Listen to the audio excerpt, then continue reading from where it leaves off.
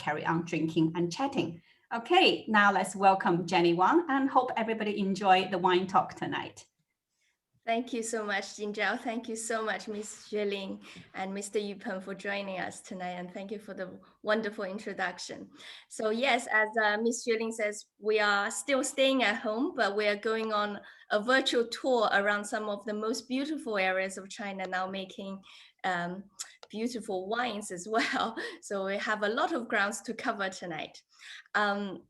So let's get started. So around the Chinese wine region, as Jinzhao mentioned, that last week we ascertained that China is actually a new old world wine region. And we also saw on the modern map of China, actually the Chinese wine industry now is quite widely spread across various parts of China, right? So 中国葡萄酒产区, the wine regions of China. Usually when we talk about Chinese wine regions, we tend to talk about provinces. You know, it's a easy way for people to understand roughly the position of these regions. So we talk about provinces. But actually, if you think about the size of Chinese provinces, they're quite big, aren't they? So if you went to Shanxi province and asked the local person about their local wine production, chances are most people in Shanxi probably wouldn't even know because the wine regions tend to be clustered quite specific because they need certain conditions, right? Certain terroir for wine regions to prosper. So actually, talking about provinces is a starting point. It's a good starting point. But actually, I would like to invite you to consider China more in terms of landmarks, features, what makes Chinese wines special and unique for the world audience, right? Because a lot of wine regions, when they start out, they want to produce perhaps a Bordeaux style wine to start with, and China is no exception. A lot of winemakers want to first establish that they can produce an internationally recognizable wine style. But as the wine region develops and start to develop develop their own style and confidence, they want to start to show the world what's different, what's unique about the region. And I think Chinese wine regions, Chinese wine producers are already at that second phase where they want to tell us about the story of their land, right? So I would like to invite us on this tour to think about very poetic regions around China, you know, like skylines of Gobi or the Tian Shan mountain range, the Helan mountain range, you know, the Yellow River Old Path, the Silk Road, all the way to the Penglai, what we call the Penglai Isles of the Immortals, right? Penglai Xiandao, right? So these are very evocative places, and of course the Loess Plateau as well. So we'll cover a lot of ground today and look at these very unique land of China, you know, and what sort of wines they are producing there. Right, so let's start also to think a little bit about wine in the context of food as well, because food and wine go together, especially in Chinese culture, right? Chinese people still overwhelmingly would be drinking wine with a meal rather than, you know, on an empty stomach. So we can also think about these food regions. So the traditional cuisines that we are familiar with tend to be clustered around the more developed provinces, you know, around the eastern coast, for example, the center part of China. But wine regions are now telling us about the food culture of the north and west, you know, like the fragrant, spicy, sour, various other tastes around slightly more wilder parts of China as well. So that's quite exciting. It's a new addition from the wine culture that we can enjoy as well. So and also food groups, Beijing, I've signposted it here with the Peking duck, right? Coastal area, there's more seafood being enjoyed, and then a lot of lamb dishes around the north and west. And of course, overwhelmingly across China, we eat a lot of pork, right? So the pig is perhaps not the happiest animal, right? So let's start from the Silk Road, so the westmost part of China, where wine made its inroad into China over 2,000 years ago. So let's revisit that story again today. And here you can see is a map of the initial route towards the west, still within the region of present-day China, right? So this is the initial route out of Chang'an, so present-day Xi'an, all the way to the northwest of China. And here I've circled certain interesting locations where they were ancient winemaking regions. We can find literature referring to wine made in those regions. And today, they are still important wine-making regions. They are still notable for wines.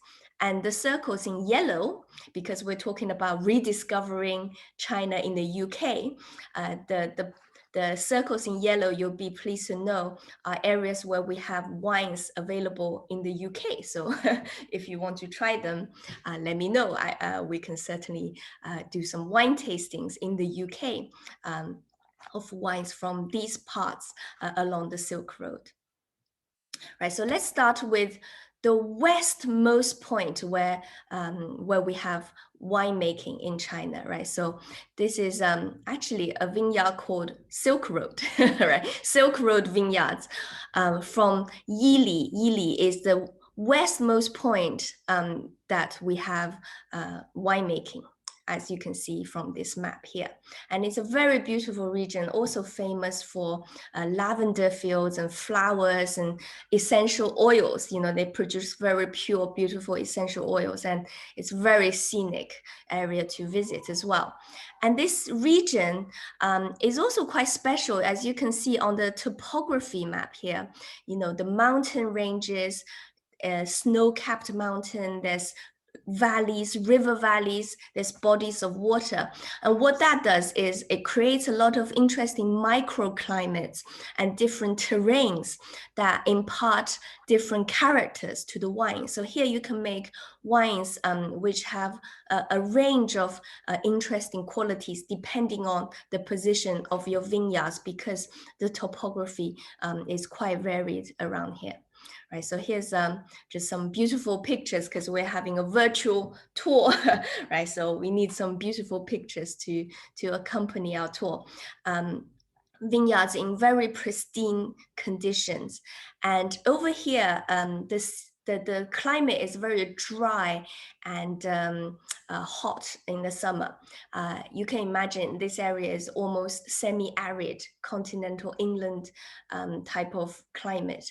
And so what that means is that you don't get too much diseases in the vines, which is a great advantage. So here, a lot of the wineries are very naturally and easily doing organic farming, right? And that applies to the vineyards as well. So every season you can see among the vineyards, there'll be little bird nests, birds, eggs, and being hatched among the vines, right? So this is a very interesting and heartwarming period to be visiting these vineyards. You can see the entire process of these little birds being hatched amongst the vines. So it's really, really lovely, because they don't spray with pesticides. There's no need to really do any interference, because the dry condition means the vines are very healthy naturally.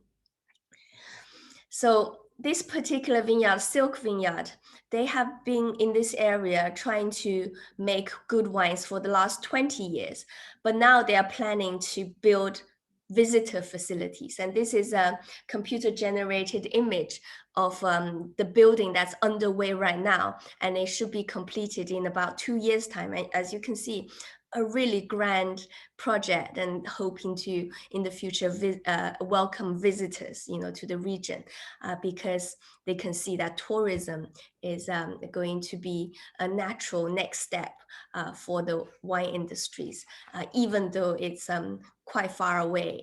Because of its beautiful scenery and pristine conditions, it is a region attracting a lot of tourism, and wine tourism is indeed going to become a huge part of that in the future, I'm sure. Right, so the next place we're going along the Silk Road is Yanqi. And here is a winery I mentioned, Tiansai Vineyard. I mentioned it because the wines is available in the UK again, right? So Yanqi again is a basin surrounded by mountains and also facing close to a lake as well. So again, very interesting microclimates around the region. So here are some wonderful pictures to enjoy. So another name for this vineyard in English is the Skyline of Gobi, right? Very evocative name because it's surrounded on three sides by mountains and protected by the mountains. So over here again, from a tourism perspective, you can go drive racing, off-road racing, perhaps, some animal photography, perhaps, and yeah, we mustn't forget how big China is and how much wilderness and beautiful natural scenery and wildlife there are to explore as well as enjoying a wine holiday. And Yanqi, around here, you can also visit Tianshan, which is the heavenly mountain, a snow-capped mountain around here, and the Bositenghu, which is the largest inland freshwater lake in China. Right, so with the influence of this large body of water, it has a moderating effect on the climate around the vineyards, making the condition milder for the vineyards, and the mountain protects the vineyards from harsh winds, for example, right? So it's a very ideal location to grow vines. Right, so how about food? So this region is famous for naan bread, essentially naan bread served with lamb kebab, right? Very well spiced ways of cooking lamb. And another famous dish is 大盘鸡, big plate chicken. So the meals here are very hearty, compared to some of the coastal cuisines where they're quite dainty and prettily presented. Over here, the people are generous. They eat large chunks of meat, 大口吃肉,大口喝酒, we say, large chunks of meat accompanied by large sips of wine, right? That's how you drink and eat around this area. So next time, if you have naan or lamb kebab, why not have it with some Chinese wines, right? So they would absolutely go perfectly well together. Right, so going slightly more inland, we reach Ningxia, present-day Ningxia, and this was also a historical wine region. And Ningxia today is possibly the most internationally acclaimed wine region of China. It's already establishing a good and firm reputation for Chinese wines in the international arena, right? Helan Shandong Lu is now, Helan Mountain East is now an official appellation for wine growing. And this area has received a lot of local government support to establish the wine industry. And they've got very ambitious plans to plant 200,000 hectares of vines. Already there are almost 100 wineries, and there are another 100 or 200 even in the pipeline to be built in the future. So again, you can see it's protected by a mountain range. The vineyards are on the east side of the Helan mountain range, and that protects the vineyards from the harsh Siberian winds. And here I've included a map. What's noticeable here is you can see there's almost a belt. You know, if you're going to visit Ningxia, you can almost do a tour of the vineyards along this Helan Mountain East appellation. There are lots of properties, boutique wineries in Ningxia that you can visit, and many of them already come with excellent tourist facilities already. Yeah, boutique winery is really a key feature of Ningxia wineries, right? They like to produce artisan products. You know, they want to make estate wines rather than mass-produced or bulk wines, right? So Ningxia is famous for boutique estate wines. So here I've put up a few brands that you can find in the UK, Silver Heights, Helan Qingxue Winery, Canaan Winery, Changyu Moser 15, Fei Cui, and Xige Estate. So these are the ones which are sort of looking outward to the international market very actively already. And I want to mention in particular Helan Qingxue Winery. So on top, you can see the winery is named after this beautiful scenery of a sunny winter's day when the Helan Mountain is covered in snow, right? And you may wonder, where are the vines, you know, in this picture? And actually the vineyard is right in front of this mountain, but you can't see it in the winter. The reason is in the winter, they have to cover the vines underground with earth. They have to bury the vines in order for the vines to survive the cold, harsh winter. And this is something that's done across the vineyards in northern China. Right, so it's a very labor-intensive process, but it's worth it because the region produces rather characterful wines, right? So this winery, why is it important in our story of Chinese wines? It's because Helan Qingxue Winery was the first Chinese winery to win one of the most coveted wine awards in the world, the Decanter World Wine Awards. So in 2011, Helan Qingxue Winery won one of the top award in this competition. And that really put China on the map in terms of the international awareness of the rise of Chinese wine industry, right? So before then, you know, perhaps a few wine experts have heard of China or have tasted some Chinese wines, but it was this medal, this award that really made people take notice of China. Right, so here you can see even the Daily Telegraph had to write about it.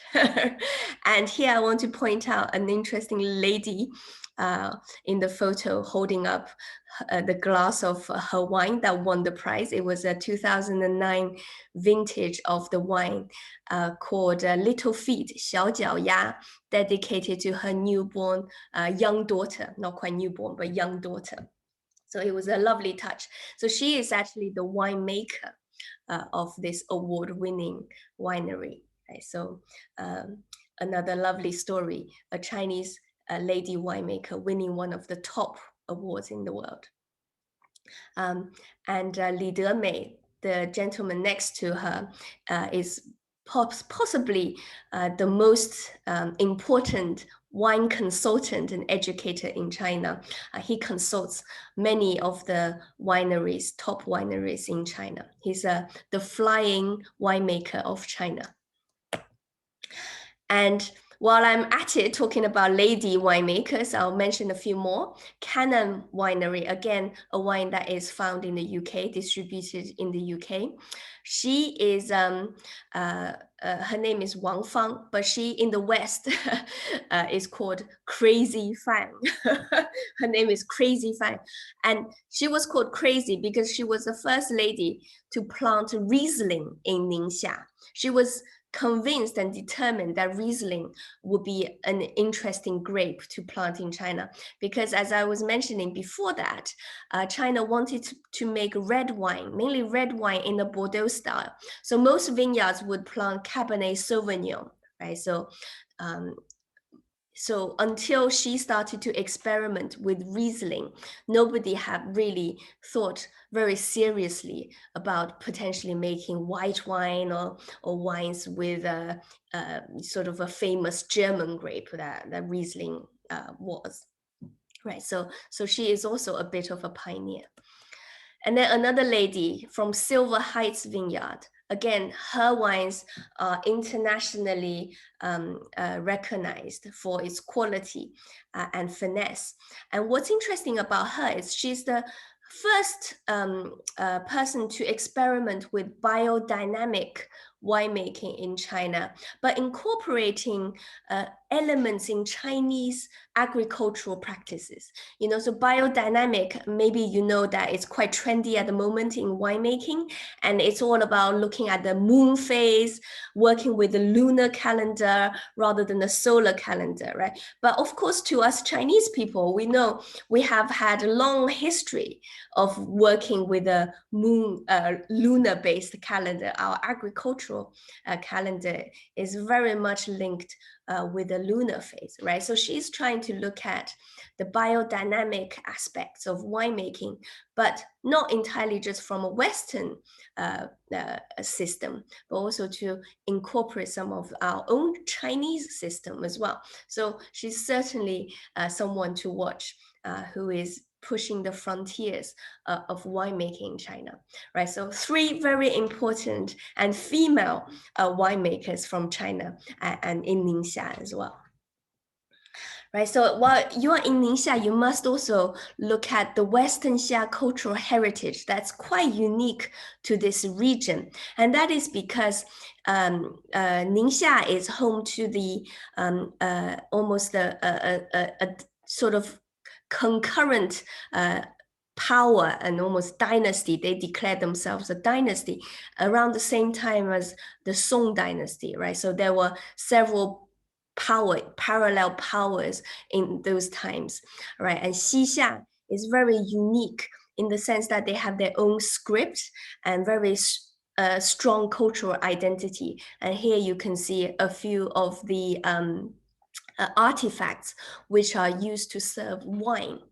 And you can see on this particular wine jar, there's a script that's unique to the Xixia culture. Right, so while you're in Ningxia, you can also engage in some cultural activities there.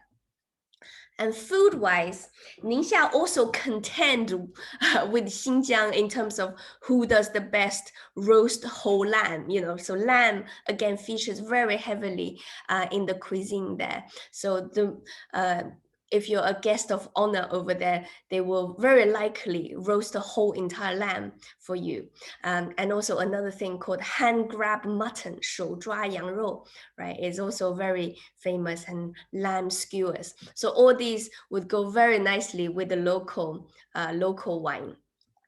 Possibly most likely to be a Cabernet Sauvignon blend. That's the iconic Bordeaux grape, widely planted in Ningxia, and in fact, the whole of China.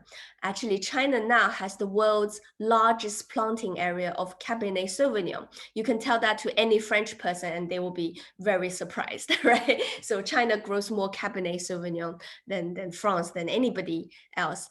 Ningxia, potentially, the Cabernet Sauvignon has now a slightly unique character. It's more herbaceous. It has a black pepper note, which is quite specific to the region. Right, so Now we go to a part of China that's again has some very unique features, which is the Loess Plateau, the Huangtu Gaoyuan, right? So Huangtu Gaoyuan, we'll talk about Shanxi in particular today as an interesting wine region, a niche wine region, but very interesting because it sits on the world's largest Loess Plateau, right? So Loess is basically very, very fine dust particle that's being swept up by the wind, right? It's finer than sand, actually, right? So loess is a very, very fine grain that's being swept up by the wind and deposited.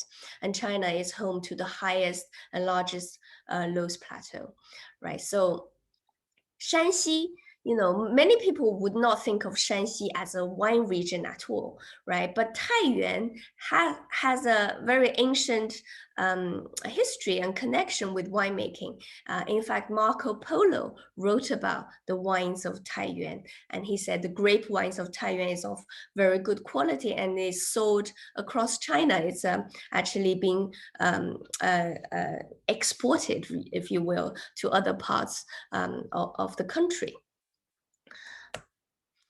And I'll mention one Chateau Rongzi, because this is again a wine available in the UK, right? And although it's called Chateau, which suggests a rather French name, it actually has built the winery in a very traditional Chinese style, as you can see here. So very beautiful architecture as well. And this vineyard sits on top of rather thick loess soil, 200 meters. So here's a picture of the vineyard. You can see it's the highest point is over 1,000 meters above sea level, and over very thick loess soil. So what that means is that the roots can go down very quickly. It can go very deep to extract a lot of different types of nutrients and characters from the soil system, right? So that tend to give the wine more character. And at a high level, above sea level, at a high altitude, you also can attain freshness in the wine and sometimes more character because the ripening process is a bit more is slower because of the larger temperature differential between day and night, for example. So the grapes have a more interesting development cycle. It can ripen during the day, and at night when the temperature drops, it means that it can retain some acidity. So the wines tend to be quite fresh and well balanced, right? And I thought what's interesting about Shanxi is also it's famous for a dish called 油面卷.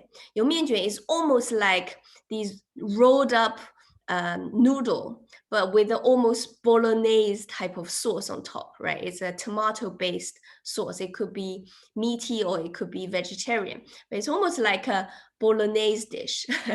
And this would go very well with a Pinot Noir, for example, from Shanxi. So next time, if you're having spaghetti bolognese, why not try a Chinese Pinot Noir from Shanxi? It would work very, very well as well. And it will make your friends talk about the wine and your food, I'm sure, as well. And around here, you can visit some UNESCO World Heritages, such as the Yungang Shiku, which is a 5th to the 6th century Buddhist cave complex. There are over 51,000 Buddha statues, carved statues into the rock, right? So it's really impressive and rather unique in the world. Or you can visit the ancient city of Pingyao, which is a 14th century ancient town, perfectly preserved. And it was also an important banking town as well. It had a rather sophisticated financial services within the town, so it was quite prosperous, right? So these two are UNESCO World Heritages that you can visit. Okay, so you might say, well, that's all very lovely, but I only get chances to go to China for business. So if you're a business person who goes to China and don't have the luxury of perhaps visiting Ningxia or Shanxi or even further west into Xinjiang, etc., and you are more familiar with the economic clusters of China, for example, along the eastern coast, I'm pleased to tell you that there is also a very prosperous wine scene around one of these economic clusters, namely the Jingjingji economic zone, right? So if you happen to be around Beijing, Tianjin, and Hebei region, you can absolutely also go and visit some vineyards. So quick introduction to the Jingjingji economic hub, very important, as well as a political center. It's also a very large economic area in China and accounts for 9% of Chinese total GDP. So let's talk about Jing first. Jing means capital. So Beijing is the northern capital, right? And even I was quite surprised to learn that actually there is an interesting wine region so close to Beijing, right? And it's called Fangshan. Fangshan, as you can see on this map, is very close to Beijing. It's literally in the outskirts, a suburban area of Beijing. And Fangshan, why is it unique? It's very small, but I think it's interesting nevertheless as a wine region because it's trying to push itself in the areas of sustainability, right? So it wants to do viticulture in a sustainable and high-tech way, right? So here you can see the middle picture in the bottom. They're putting in these weather data detector in the vineyards, so they can read data and feed the data to the weather station, and the weather station can also feed back the data, right? So it's done in a very high-tech way, and they are also very keen to push through precision and sustainable viticulture. And of course, being so close to Beijing, the other huge area is corporate entertainment and tourism. So in the height of sort of lockdown over here in the UK last autumn, actually Fangshan was able to hold their first wine cultural festival, and they welcomed 30,000 visitors during that time, right? And you can see on the picture, the bottom left picture, it's very much a family occasion. And in China, wine tourism actually is not just for adults, it's very much for children. It's very much a fun day out for the whole family. So children, they might not be drinking the wines, but they can participate in other really fun activities like stamping on the grapes, for example, right? So China is already starting to think about tourism and how to make it inclusive for the entire family, right? So I think that's a really, really good a way to develop the industry, to inform and educate people about wine as well through these cultural and tourist activities that are available in many of the wineries. And the other very interesting thing about Fangshan area is that it's very close to the Peking Man site at Zhoukou, right? So again, if you're planning an itinerary, if you're for business or for pleasure around Beijing, you should absolutely check out this Zhoukou site, which is where the Homo erectus pekinensis was found. It's a prehistorical fossils from 700,000 years ago, right? So so go check that out and then go visit a winery in Fangshan nearby. So I'll mention one winery which is available in the UK, Bolongbao. Bolongbao is interesting because it's the first Chinese vineyard to be to get a EU, US, and China organic certifications. So they do organic practices. So as you may know, in the EU, for example, in order to qualify for organic status, not only do you have to do organic viticulture for a while in order to qualify, but you then have to continue for at least 3 years before you can get certified. And then you have to keep on doing that. You know, if you 1 year, if you decide not to practice organically, then you will lose your certification, right? So this requires a lot of determination and hard work in the vineyard in order to A, qualify, and B, to maintain your organic status. And Bolongbao is the first to receive, you know, not only domestically, but also international certifications as well. Right, so next time if you're having Peking duck or other delicacies like hot pot, 羊肉 in particular, 涮羊肉 or 京酱肉丝, so all these delicacies around this area, you know what wine you should be drinking next time. Okay, so let's talk about the Jing in the Jing-Jing-Ji, the second one, right? So that refers to Tianjin, which is a major port very close to Beijing, right? So this is a direct and administered municipality of China, very important city.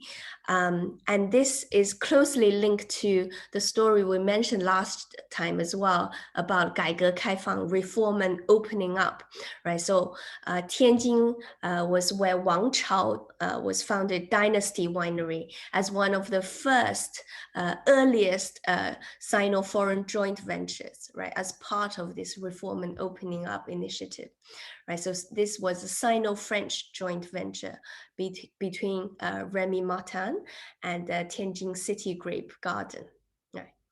Founded in 1980. And some delicacies that you might know, internationally famous, is 小笼包, of course, and 煎饼果子, which is almost like a crepe. It's basically a crepe, but with a fritter as well, and it's savory. So these are some of the things that you can have with wines from Tianjin. And Ji, right? Jing-Jing-Ji. Ji refers to Hebei. Hebei is a province close to Beijing. So this cluster, Jing-Jing-Ji cluster, is because they are very close together, right? So Hebei, the main wine regions in Hebei is Shachen and Huailai.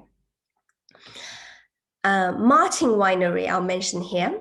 Again, available in the UK, but also has an interesting UK connection. So the idea, the whole project came about because of a state visit by a British Prime Minister at the time, Sir Ted Heath, right? Ted Heath was a British Prime Minister, and he went to China. He went to Hebei in 1996, and he said, "Oh, actually, I think maybe a wine industry might work around here," and obviously some people took to heart that comment, and in 1997, Martin Winery was founded.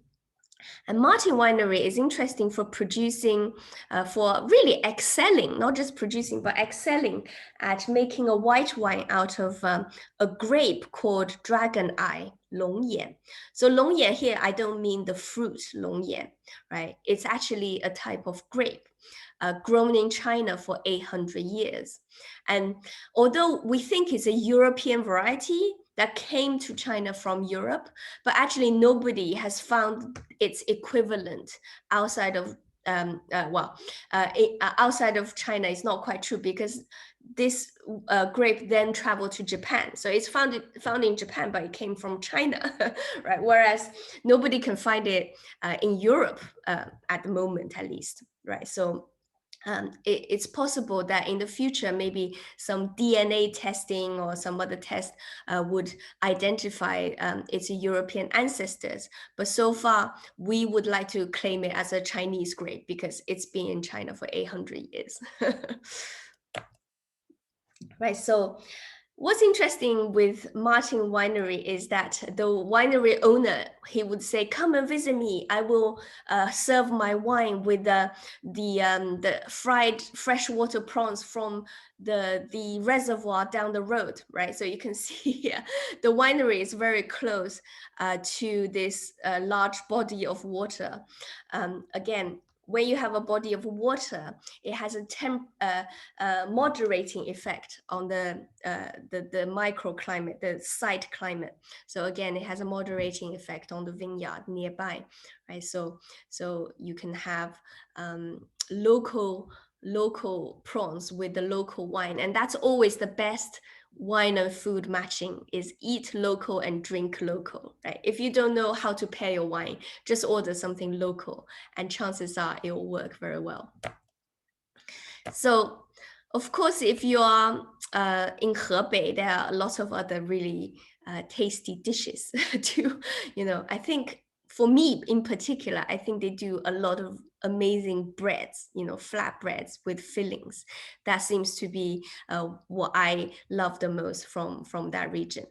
And if you are visiting that region, because it's close to Beijing, it's also close to one of the most popular stretches of the Great Wall, Badaling, right? So if you're visiting Beijing, you're visiting the Great Wall, don't forget to then extend your trip to visit a vineyard around Huailai. Here on Google Map, you can see you can drive there in 43 minutes. So a day trip is perfectly doable. Right, so if we talk about Great Wall, we have to mention the Great Wall Winery as well, right? So last time we mentioned Great Wall Winery is another one of the product of the reform and opening up, right? And Great Wall made the first Chinese white wine, actually from the Dragon Eye grape as well. So it's a very important winery, and it was the first winery was built in 1979 in Hebei province. Here it's called Chateau Sun God, Sangan in Chinese. And another thing that Hebei could claim, sort of another fame, I suppose, claim to fame for Hebei is Marcelin. So Marcelin is a French grape variety that was a crossbreed between Cabernet Sauvignon and Grenache. It was initially produced in the south of France for the Languedoc region, but it never really took off in France. And it was then introduced, I think in 2000, to Hebei by Li Demei, Professor Li Demei, whom I introduced earlier, the flying winemaker of China. So he planted Marcelin in Hebei first. And now Marcelin is really showing up incredible characters in various parts of China, to the extent that now Chinese wine producers are starting to ask the question, is Marcelin actually our star variety, right? So, a lot of places now beside Hebei, in Ningxia, Xinjiang, everywhere, they are starting to plant Marcelin. And Marcelin in each region would show slightly different characters, but very expressive, very interesting grape to watch from China. Right? So, this list could go on forever in terms of what to see around that region, around Beijing and Hebei, right? So here are just a handful, all UNESCO World Heritages. I think there are plenty, being, the capital of 3 dynasties continuously in Chinese history. Right, so now we are going all the way to the far east side right, of China to Shandong, and in particular to the region around Penglai, which is becoming a really a really promising sub-region of Shandong in terms of winemaking, right? So Penglai is here on the map, sort of next to the Bohai Sea. So it has a bit of maritime influence from the sea. So here, last time I mentioned that Zhangyu Winery was the first to be founded in Shandong as a pioneering wine company built in 1892 as part of this modernizing initiative in the late Qing dynasty, right? So Zhangyu was the first industrialized wine company of China. And it's still going strong, right? It's still one of the top wine brands in China and actually internationally as well. And Zhangyu is credited with importing Cabernet Grenache to China. So Cabernet Grenache is the unique name we use in China, 蛇龙珠, right? 蛇龙珠 is actually unique to China, but DNA shows that it's most likely to be Carmener, right? So Carmener was introduced by Zhangyu Company back in 1896. So the founder of Zhangyu, Zhang Bishi, he imported over 100 European wine grape varieties. He brought over 100 grapes to test around Shandong and see which ones would do well in the local climate and the local soil. And Cabernet Grenache was the one that he decided was one of the star performers, right? So now we call it 蛇龙珠 in Chinese. Just a few more wineries worthy of mentioning. One is Domaine de Longdai. Domaine de Longdai is the Chinese project of the famous domain, the Rothschild, right? Baron Rothschild. And of course, Baron Rothschild is most famous for making Chateau Lafite, right? So Chateau Lafite. So this is the Lafite of China, right? This is what we call the Lafite of China. Is based in Penglai as well, in Shandong province. And another vineyard, interestingly, with a UK connection, is the neighbor of Chateau Lafite in China, Domaine de Longdai's neighbor, called Treaty Port Vineyards. In fact, Treaty Port was there before Domaine de Longdai, and it's founded by an English man called Chris Ruffle. So he's an English businessman who decided to build a Scottish castle in the middle of a rural China, right? So you can see the winery below, in the picture below, is a Scottish style castle because he had a history, a project before revamping a Scottish castle. That's why he thought it would be a great idea to bring along the Scottish architect to start a new project in China. And also, interestingly, they have a Taoist temple inside the vineyard as well, which is the picture above. So besides a Scottish castle, there's also a Taoist temple for which he's named this wine on the right called the Philosopher, right? So this wine is named, dedicated to the Taoist monk who occupies the temple. So rather eclectic and interesting collections of wineries. And Lu Cai is quite famous for braising, braised seafood and braised pork belly, chicken, and even vegetable dishes like tofu. So the texture is silky, the color is deep and dark, and there's a lot of soya sauce, umami, you know, 咸鲜, we call 咸鲜, you know, umami profile, right? So 咸鲜, that goes very well with certain wines. For example, the Cabernet Grenache, because a lot of these Chinese wines are produced with food in mind, right? So they tend to have good fruity profiles, soft tannins, and sometimes you would detect also a saline quality that goes rather well with the seafood. So marketing people would tell you the saline quality comes from the influence of the sea, you know, the maritime influence would impart this saline quality that goes well with umami type of dishes, right? But that's usually a marketing narrative rather than a scientific one. But I like it quite a lot too.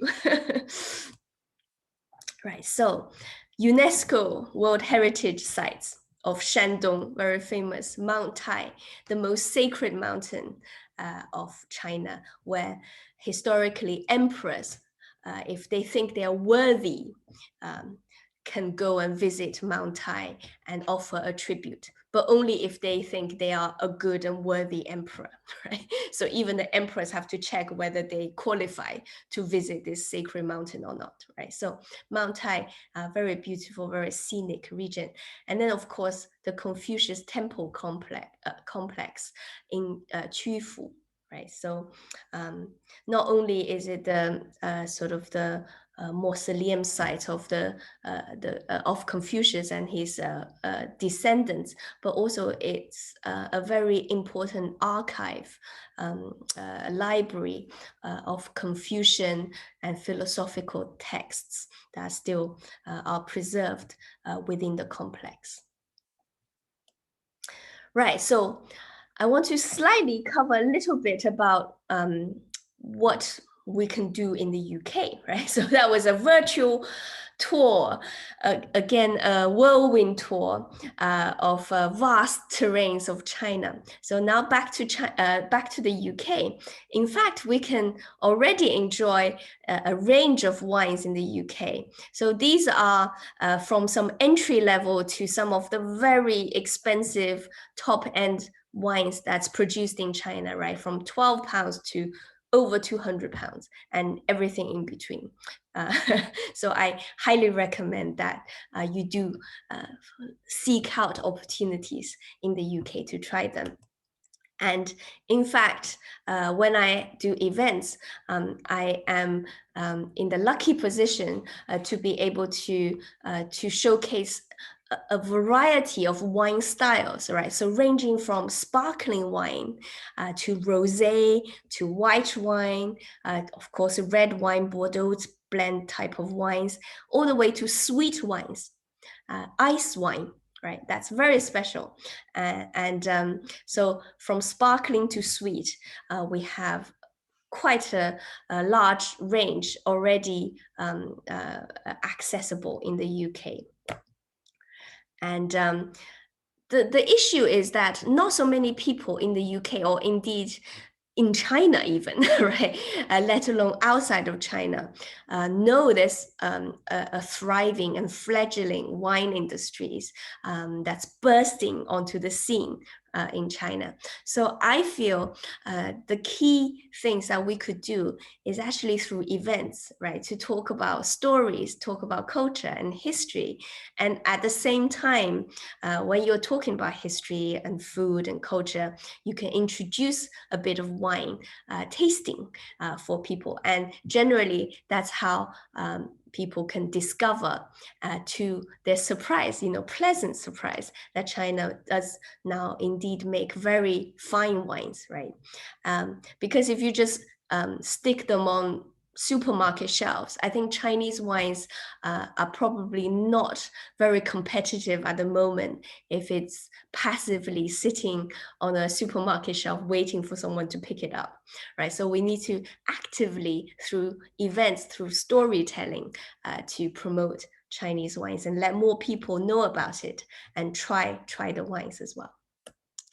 So just to show you some pictures of the events before COVID that I've done. For example, working with Chinese restaurants and corporate entertainment.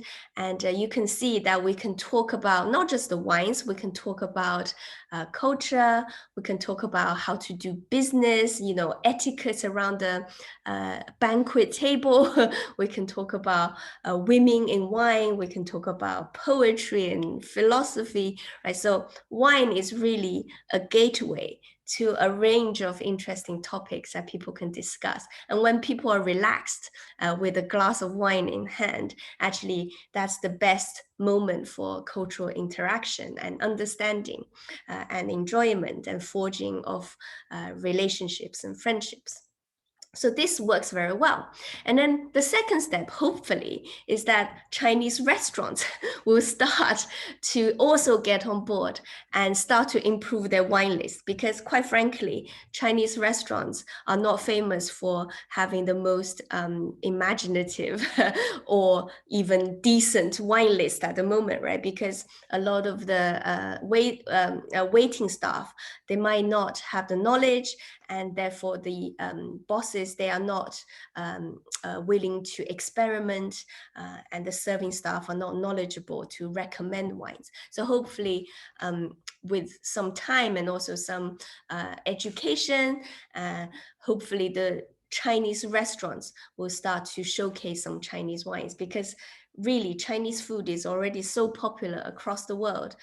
Chinese restaurants will be the natural carrier, right, for wines. And in fact, if we think about what restaurants is in Chinese, 酒家, wine house, right? Traditionally, wine was served in restaurants to enhance the meal, to enhance the dishes, and make the experience more enjoyable, right? So hopefully we can bring that tradition back. Right.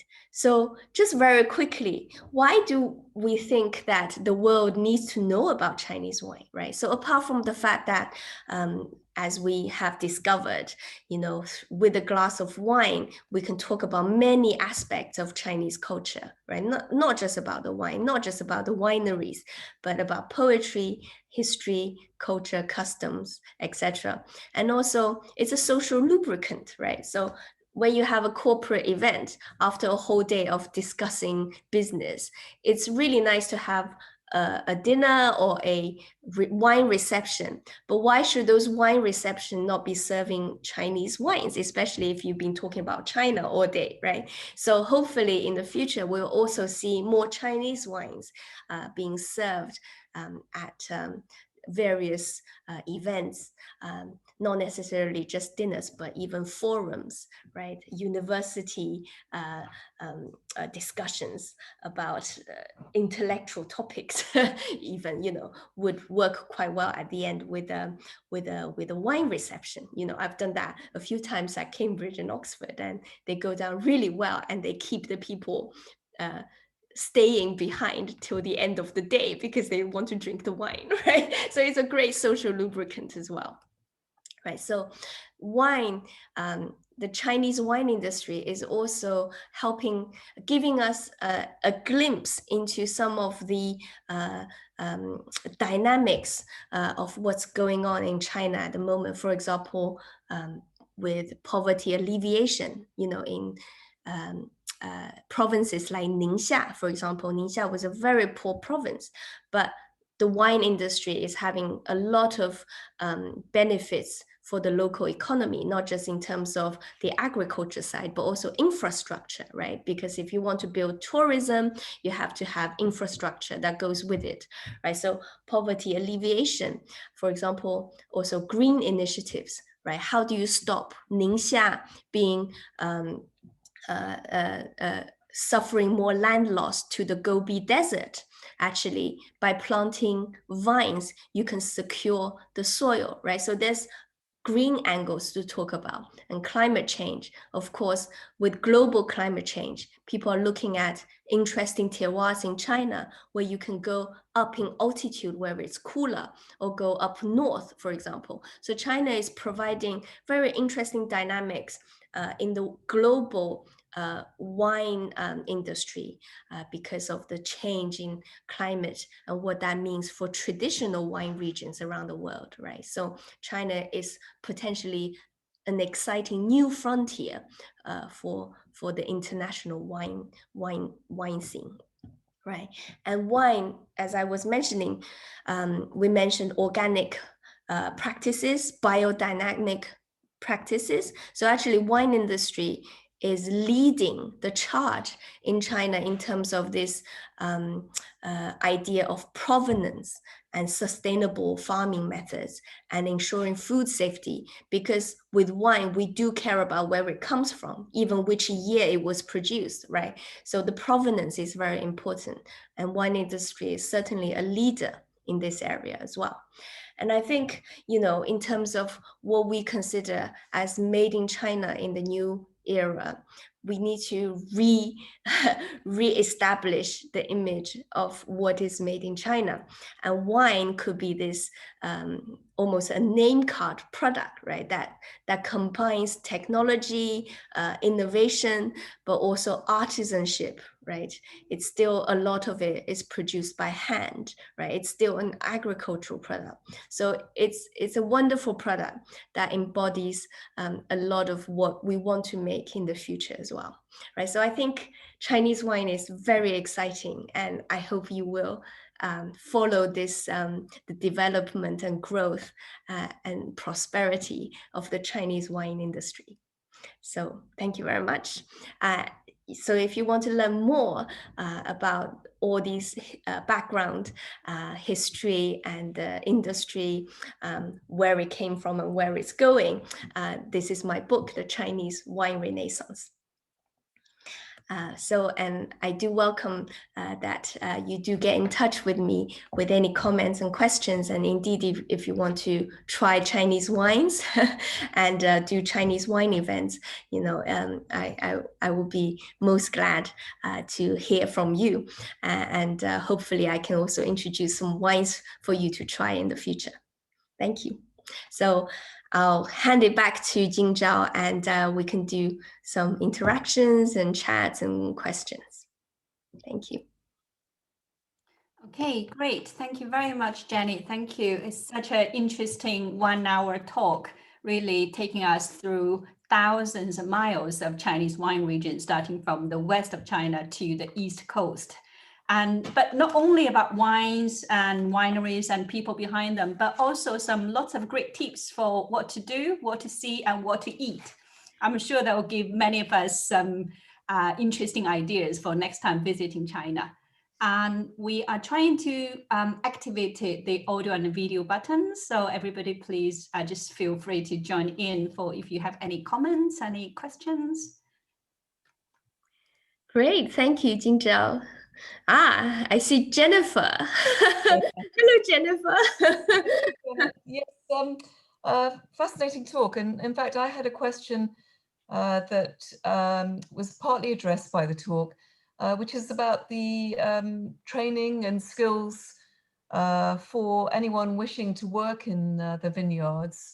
In my neighborhood, in fact, there's a wine and spirits education trust. And there's around 70 centers for training and learning, all the way through four stages of wine education and winemaking. So my question was, what route for training is expected by the vineyard owners for people wanting to become vineyard managers? Right. So actually in China, there are several colleges and even universities having dedicated departments to viticulture courses. So if you want to become a professional winemaker, etc., you can already get related degrees in China. And of course, a lot of the current, I suppose, the current winemakers in China, you know, people like Professor Li Demei and the people I mentioned, like Emma Gao from Silver Heights, Wang Fang from Cannon Winery, they all spent some time abroad as well. So Emma was in Bordeaux. Professor Li Demei also did several wine regions, and Wang Fang was in Germany. That's why she loves Riesling so much. So they tend to have had some training and experience abroad, and then they are coming back. But the younger generation of Chinese winemakers, many of them are sort of domestically trained, and they are extremely passionate, they're extremely good. And some of them do go abroad, learn skills, and come back. And also, Chinese wine industry is very international. There are also a lot of winemakers from, you know, all over the world now making wine in China, because for them it's also a challenge. They want to try their skills in a different type of climate and soil that China provides. So China is exciting even for very experienced international winemakers as well. So it's a two-way process. It's a really exciting sort of mixing pot of experiences and cultures that's happening in China. So it's really, really good. In terms of service, the service side of things, that is still predominantly based around European curriculum. For example, WSET is really, really popular in China. In fact, China is now WSET's biggest international market. It's the most important international market for WSET, which stands for the Wine and Spirit Education Trust, by the way, which is a UK curriculum for wine professionals. So that is now extremely popular in China. And then the sommelier is a different route, right? So sommelier, they're trained. Sommelier is now becoming a perfectly respectable career choice for Chinese people, right? Because, you know, it's highly well regarded these days, right? So the master of sommeliers or the sommelier training is also getting popularity in China as well.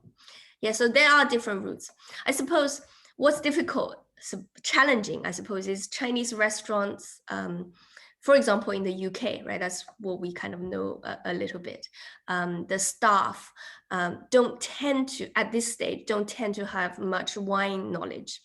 But you're already seeing some of the top Chinese restaurants in London, for example, places like Hakkasan, you know, Park Chinoise, Hutong, or, you know, a few of these places where they are starting to have Chinese wine on their list, right? Because they have professional sommeliers, they have professional, they work very closely between the kitchen and the sommelier, right? The chef and the sommeliers work closely to design the menu. And slowly, hopefully, we can see some Chinese wines being incorporated. And then from the top restaurants, hopefully that would slowly filter down into the more mid-range or casual restaurants. Hopefully, you know, the trend is led from the top, I suppose. But yeah, it's a process, but I'm really hopeful that the restaurants will get on board, because that's our best vehicle to get more people to try Chinese wines, because Chinese food is already popular. And I hope to see that, because if you go to Japanese restaurant, you already would order, you know, sake, or, you know, Korean restaurant, you would have soju or something. And Chinese restaurant, I mean, you can get Qingdao beer, which is a good sign, right? It means the clients want to have something local. But if we have good Chinese wines in good Chinese restaurants, I'm sure people will try. Yeah. Mm. Thank you. That's great. Thank you. Yeah. Hello, Bob. Hello, Janet. I was just thinking perhaps be a bold person to try to get sort of Chinese wine into Chinese takeaways. Yeah, wow. Why not? Persuaded. I mean, some of them are not vastly expensive, so people might be persuaded just to give it a go.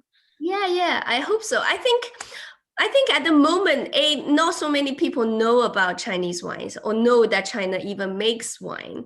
And secondly, I think a lot of the association with Chinese wine is like baijiu or liquor, because a lot of my Western friends who have tried Chinese alcohol, it tends to be baijiu, and they can't quite get used to that. So when you talk about, do you want to try Chinese wine? Like the initial reaction is not necessarily positive. So that's why I think if you put it on a supermarket shelf, which Changyu and several other companies have tried, it didn't exactly work very well, because if you are just a passive product in the UK, UK is one of the most competitive markets for wine. We get wines from all over the world at very good prices. So Chinese wine is not meant to be super cheap, right? We're not gonna sell bulk Chinese wine in the international market because it's not economical. It makes no sense. So we want to sell premium wine internationally, and premium wine, you're not going to win on price alone. You have to have character, you have to have a story, you have to get people excited and interested and curious. And that's why I think first we need to start with events, tell people about it, talk about stories, history, culture, blah, blah, blah, get them to try first. And then they might go to a supermarket and look for it, right? But it won't work the other way around. Yeah, so yeah. Hi, Janet. Hello. Can you hear me? Yes. Okay. Yeah, I don't show face now because I'm not properly dressed. I just think apart from a Chinese restaurant, how about the Chinese supermarkets? Yeah, that's a very good point. So supermarkets, so interestingly, I know several people have tried, and I actually helped Great Wall to put some Chinese wine into an Irish Chinese supermarket. But we haven't had a great deal of luck in the UK yet. But I'm sure this is something that they will try to. I think you need to work on it. If you put some on the shelf, first through the Chinese people buy them, and let the Western friends to try. Yeah, the wines I bought from you, I did give quite a number of my Western friends.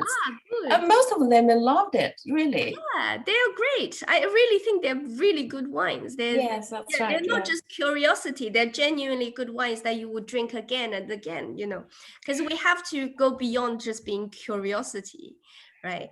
We have to first, maybe it comes from curiosity, but then later you need to be a good wine in your own right that people want to drink again and again and again, right? So that's also part of the challenge. And I think that the challenge with Chinese supermarkets is that two things. One is, of course, margin, right? So supermarkets work on pretty cutthroat margins, for one. And secondly, they have quite ingrained distribution networks and relationships. So it's difficult to break into that sort of the incumbent distribution setup. And thirdly, I think it's because you can sort of find very generic, sometimes you find very generic Great Wall or Changyu or Dynasty wines, right, in the sort of dusty shelves behind some counter in Chinese supermarket. But those are sort of some kind of legacy products from the early 80s. They're the bulk wines, right? So they came almost with the Shaoxing wine into this Chinese supermarkets. So they are not representative of what Great Wall wines taste like today. Great Wall actually make very good premium wines as well, but they also make very entry-level generic bulk wine. But it's the bulk wine that's right now sitting on Chinese supermarket shelves, right? Along with Shaoxing wine, which we use mainly for cooking. So it hasn't broken out of that image yet. Yeah, that is your job. Well, let's see. But yeah, I mean, I guess my role perhaps is mainly in the sort of talking bit rather than selling. So I do have friends who are distributors, and I try to help them. But I'm not a wine merchant. I don't sell wine myself, but I try to sometimes help a bit, but of course I know it's difficult. It's difficult.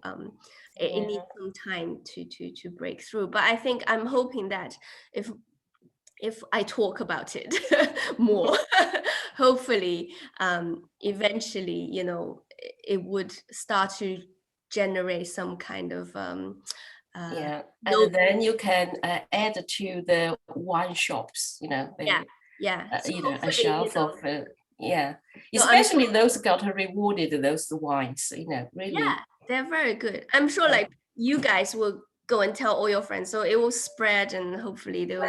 Well, words don't count. It does, of course it does. It's all need a big marketing, yeah. But well, so marketing of course is important. So for example, baijiu companies, right? They have a lot of money to throw in marketing, but baijiu is breaking the international market quite slowly with very limited result. Yeah, baijiu probably is not. Yes, yeah. So yeah, it needs to be a combination, I think, marketing, but also sort of wine is more easily accepted by the Western audience because the people like to try different, you know. Great, thank you, Liu Li. Did I see somebody raise hands seconds ago? Yeah. Yes, it's me. Well, Janet, is a brilliant talk, and I must say that I'm illiterate about this one. Maybe my question is a silly question, if you don't mind. No. We heard about this, so the red one with red meat and white with white. Is this narrative culturally based or is scientifically based? So it's definitely not scientific based. And I suppose red, it's a simple rule of thumb, I suppose, that it's not just for Chinese food, but also even with French food or whatever, you often hear that people say red wine for meat and white wine for fish, right? That is sort of the rule of thumb ways to pair up wines. But in reality, it's not always necessarily the best match, right? So sometimes a white wine can go nicely with meat, and similarly a light red wine sometimes can go with light fish dishes, or sorry, not light fish, like grilled fish, you know, oily fish. So it's I tend to think it's more important to match the cooking method and the sauce and the weight of the food to the wine. So if the sauce is heavy, you want a sort of slightly weightier, medium bodied, perhaps red wine to go with a weighty dish, right? But if the sauce is very light, you know, like the 手抓羊肉, where there's hardly any sauce, it's just very fresh lamb meat, simply cooked, boiled. You can have that with white wine. Actually, it will be very nice with white wine because it's quite light, there's no sauce, and it's refreshing to have. So it all depends a little bit about the cooking method and the weight of the food. So it's not that scientifically strict, which means the bean curd is white. If I cook the bean curd in red, then I can use the red one to go with it, right? Yeah, so if it's heavily, if it's a stewed, like a, you know, like the braised tofu with a lot of sauce on it, then it would go with red wine, a light red wine, without too much tanning. You know, like the Pinot Noir I showed, the red wine from Shanxi, that would go rather nice with the tofu dish that's got some sauce to it. But if you are doing like葱拌豆腐, then you know, maybe a white wine. So thank you very much. You're most welcome. No, it's a great question. You know, it's not at all a simple one. It's a one of the most complex questions in wine is how to match it with food. Can I just add? I mean, it is a very good question, but the characteristics of the wine are important. You'll often find people have a white wine sometimes with fish because of the acidity in the wine. You want something fairly crisp. I mean, you can think of putting vinegar on fish and chips, for example, or something where you want the acidity to cut through the food. Now, if you go to a red wine, if you look at a Pinot Noir, I mean, if we think of French wines, you've probably got wines from Bordeaux, mainly Cabernet Sauvignon grape, and Pinot Noir wines from Burgundy. And the Pinot Noir tend to be a lighter style. But the difference between the two is that the real structure of Pinot Noir is based on acidity. That's the real the main preserve. They both have tannin and acidity. But in Pinot Noir, it's more the acidity that comes through. So those lighter red wines can be very, very good with fish. So it can be a good choice if you've got a table of people and you just want one bottle of wine. But some have fish and some have meat. If you go for a light Pinot Noir, that will probably do the fish eaters as well, particularly if the fish has a bit of sauce on. Whereas the Bordeaux wine, which tends to be more structured on tannin, doesn't go very well with fish. But it's that difference. It's the acidic feature of the wine that is similar to what you tend to get in white wines. That mean that some of those red wines will do just as well. Yeah, absolutely. I think the rules. I've got a little wine list at home from the 1930s, and if you look at from a wine merchant, if you look at the front of that, it's very, very few wines. Just gives the traditional sort of wines that you serve. So the first course, you might start with a sherry, and the first course might be a Chablis or Loire wine, white wine, and then it will probably just be claret or Burgundy with the main course. And I think these days the answer is, well, have what you like. But your question about what will go well with it is part of the fun of experimentation, actually. Yeah, absolutely. But you might well find that a heavy Bordeaux, a claret won't go well with fish because the tannin doesn't work very well. Exactly. When you get a nice wine for Burgundy, or of course a Pinot Noir from China, some of those lovely Pinot Noirs, the one that Chris Raffles made, the Philosopher. That was lovely. We had a taste of that. And that was a super example of Pinot Noir, nice and fruity as well. And that would go well with a fish dish where you need acidity in the wine. The main thing is experiment. That's the excuse to keep trying the wine, you see. No, that's right. Experiment is the fun. And with Chinese food, of course, it's more complicated because we have so many dishes at the same time, right? So it almost doesn't make sense to talk about, oh, what's the exact wine to go with each dish. So you sometimes have to generalize a little bit more. What I find useful normally as a rule is to look at the cuisine style. So usually we will be like, oh, let's have Sichuan food tonight, or let's have Cantonese food. So there's an overarching theme to the dishes, although they can be fish or vegetable or whatever. But if it's predominantly gonna be spicy, then you don't want a tannic big red wine. What you want is freshness, acidity, and even possibly sweetness, because those things will counterbalance spicy food, right?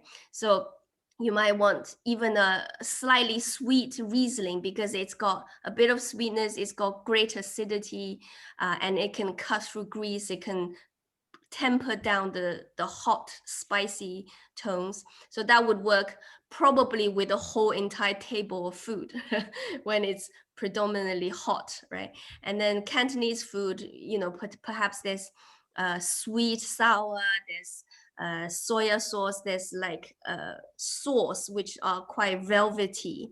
Then perhaps you then go with maybe a Pinot Noir would do, for the whole table again, because it's got acidity, it's got fruitiness, but it has very light tanning, soft tannins. So again, that might just do for the whole table. So yeah, so I think with Chinese food in particular, it doesn't make a great deal of sense to talk about food and dish matched with wine. You have to think a bit broadly about what might go in a generic sense. Yeah, so yeah, it's difficult. Yeah. Thank you very much. Thank you, Jenny, for the wonderful talk. Now I have a very good appetite going down into I know, yes, a night snack.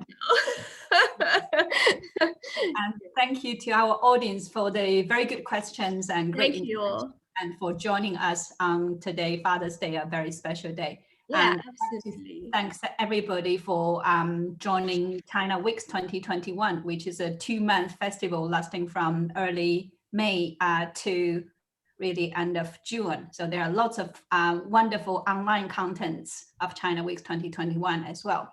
At the end of the session, I'll share a screen so you see some QR code. So one QR code is the landing page for China Weeks 2021. So if you want to understand more events, more online contents, that's the QR code to go to. And another QR code is our WeChat groups for Noto Mandarin wine clubs. So if you want to stay in contact with us, understanding more about future events and more about Chinese wines, that's the second QR code. Thank you so much. So it's really the best thing to do in the world to have food and wine as a passion and also as a career.